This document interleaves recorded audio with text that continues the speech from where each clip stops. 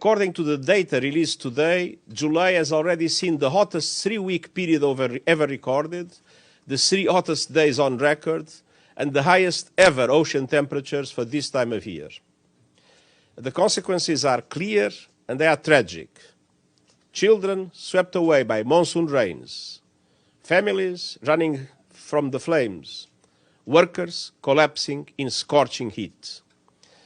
For vast parts of North America, Asia, Africa, and Europe, it's a cruel summer. For the entire planet, it is a disaster. And for scientists, it is unequivocal. Humans are to blame. All this is entirely consistent with predictions and repeated warnings. The only surprise is the speed of the change. Climate change is here, it is terrifying, and it is just the beginning. The era of global warming has ended, the era of global boiling has arrived. The air is unbreathable, the heat is unbearable, and the level of fossil fuel profits and climate inaction is unacceptable. Leaders must lead. No more hesitancy, no more excuses, no more waiting for the others to move first. There is simply no more time for that. It is still possible to limit global temperature rise to 1.5 degrees Celsius and avoid the very worst of climate change, but only with dramatic, immediate climate action. We have seen some progress, a robust rollout of renewables, some positive steps from sectors such as shipping, but none of this is going far enough or fast enough. Accelerating temperatures demand accelerated action. We have several critical opportunities ahead: the Africa Climate Summit, the G20 Summit, the UN Climate Ambition Summit, COP28. But leaders, and particularly G20 countries responsible for 80% of global emissions, must step up for climate action and climate justice. What does that mean in practice? First, emissions. We need ambitious new national emissions reduction targets from G20 members. And we need all countries to take action in line with my Climate Solidarity Pact and acceleration agenda.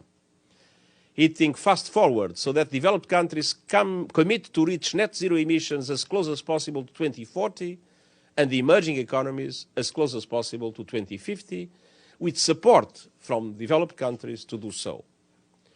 And all actors must come together to accelerate a just and equitable transition from fossil fuels to renewables as we stop oil and gas expansion and funding and licensing for new coal, oil and gas.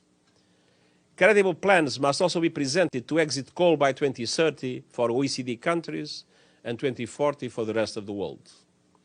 Ambitious renewable energy goals must be in line with 1.5 degree limit. And we must reach net zero electricity by 2035 in developed countries and 2040 elsewhere as we work to bring affordable electricity to everyone on Earth. We also need action from leaders beyond governments. I urge companies, as well as cities, regions, and financial institutions to come to the Climate Ambition Summit with credible transition plans that are fully aligned with the United Nations net zero standard presented by our high-level expert group. Financial institutions must end their fossil fuel lending, underwriting, and investments and shift to renewables instead. And fossil fuel companies must chart their move towards clean energy with detailed transition plans across the entire value chain. No more greenwashing, no more deception, and no more abusive distortion of antitrust laws to sabotage net zero alliances. Second, adaptation. Extreme weather is becoming the new normal.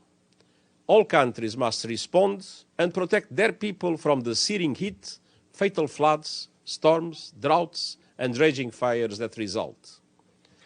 Those countries on the front lines who have done the least to cause the crisis and have the least resources to deal with it must have the support they need to do so.